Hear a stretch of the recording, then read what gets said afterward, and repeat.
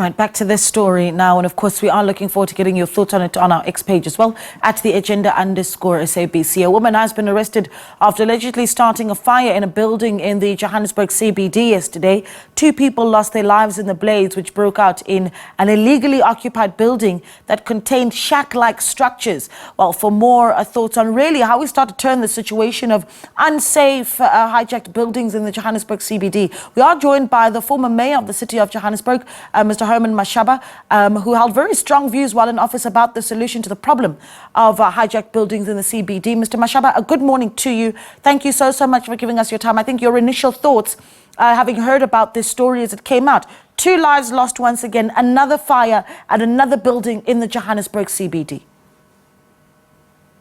Well, I think without any doubt it will break the heart of any normal human being. I think I heard the news yesterday when I was in the gym, and that the fire just broken out in the city of Johannesburg, and a few minutes later I heard that 2 people have lost their lives. And you know, Naledi and your listeners, I'm sure I don't have to really remind South Africans. I hope we don't have short memories. Remember in 2016 when I took over as the mayor of the city of Johannesburg, on the 1st of December 2016, during the 100 days of my administration, I took the residents of the city of Johannesburg into confidence about the state of these buildings, these abandoned, derelict, hijacked buildings, that we have to reclaim them back from criminal syndicates, and we are going to do it whether people like it or not. And I embarked on that program under criticism, criticized, called names and so forth. But fortunately enough, I had the Constitution of the Republic of South Africa behind me. I had the plight of our people. At the time when I took over as the mayor of the city of Johannesburg, the city of Johannesburg was sitting with over 300,000 housing backlog. But at the same time, we allowed our buildings to be hijacked and so forth. And I had several meetings before embarking on this program with the then Premier to say, Premier, we need your intervention. We need your help. You've been operating in this city. We cannot allow the situation to proceed.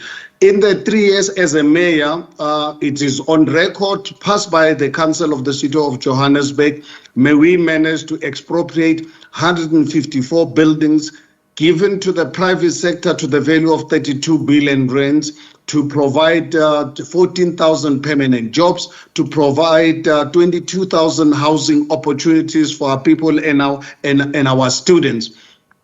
This 154 buildings, they were already awarded to the private sector to start the building. But unfortunately for me, the ANC and the DA then had a plan to remove me as the mayor of the city of Johannesburg, because obviously from the DA they felt I was an EFF mayor, providing services to poor people who are EFF, and ANC knew I was pursuing the corruption charges. When I left, unfortunately, this whole project was abandoned. Yeah. So it is unfortunate that these accidents that are happening are not accidents. These are accidents which are bound to happen. This is just really the beginning of chaos in the city of Johannesburg. I'm going to step in there, Mr. Mashaba, because I think what you've done is really speak the political route in opening the discussion, when I think for residents that are living in this building that caught fire over the weekend, or the building that saw over 70 people lose their lives last year, they just want solutions, right? Solutions to say, can they live in buildings that are safe? How do we get there? If we were to, perhaps in an ideal world, say, well, we could skip over the political red tape.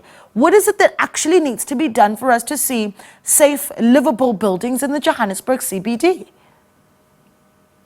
Look, I think, Naledi and your listeners, if we are going to really be scared to face the reality and allow ourselves to be silenced, then we must accept the consequences. The city of Johannesburg, we need our law enforcement agencies to deal with these hijackers, because we know who these hijackers are. Bring the rule of law back into the city. Take back the cities, because these buildings, because the city of Johannesburg, the province, and the national government do not have the money to build affordable accommodation for our people. But the private sector is willing to unleash their potential in building, in refurbishing those buildings. So that's all we need to do. You don't have to be a rocket scientist. You just need a political will, free the criminal justice system to deal with criminals, invite the private sector to build affordable accommodation for our people. For our people, as long as we are not prepared to do this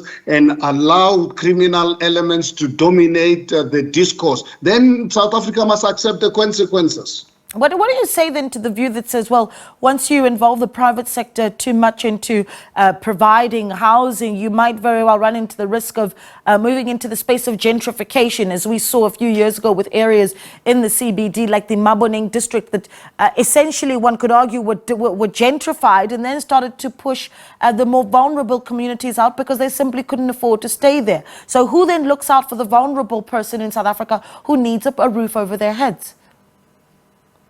Fortunate enough, our inner city rejuvenation project, which was approved by the City of Council under my leadership, you look at it, we've made it a condition that during the refurbishment, 30% of the space must be allocated to people paying plus minus 1,000 rands a month. That's a condition, and the private sector very much willing to do that. All the proposals we received of the 154 buildings, they include 30% of the building of the accommodation to be to people paying plus minus 1,000 rands a month, but obviously increased with inflation like everything else increases in life. So it's not something that we took for granted. We were proactive because I committed my administration at the time to be a pro-poor the government. It is for that reason the D8 is thought out, because my focus was also to care about poor people. They then decided to call me an EFF mayor, as if the EFF is the only one in concern about poor people. I got into politics, and I'm in politics today to ensure that we can actually provide services to our poor people who have been ignored by many years of apartheid, who have been ignored by 30 years of our current government. So we need action to ensure that that happens, and that's what really we have to do. If we are not prepared to do this, then at the end of the day, we must accept the consequences of our actions or inaction. Mayor Kwamanda is obviously making his way to the CBD, where, of course, he's going to be having that oversight visit, and we're hoping he'll speak to the media as well at around 11 o'clock, and we'll be keeping a close eye on that. What does he say, Mr. Mashaba, to the people of the Johannesburg CBD? Well, I think people of South Africa must understand, for as long as you have this uncaring, unpatriotic government, we must accept the consequences of our actions. So I think, honestly, truth be told, we've got to remove these people, because it's not about the city only providing accommodation. If you don't really have the rule of law, because our criminal justice system is captured, most of the cases involve people who are known. Our criminal justice system has got lists of people who are behind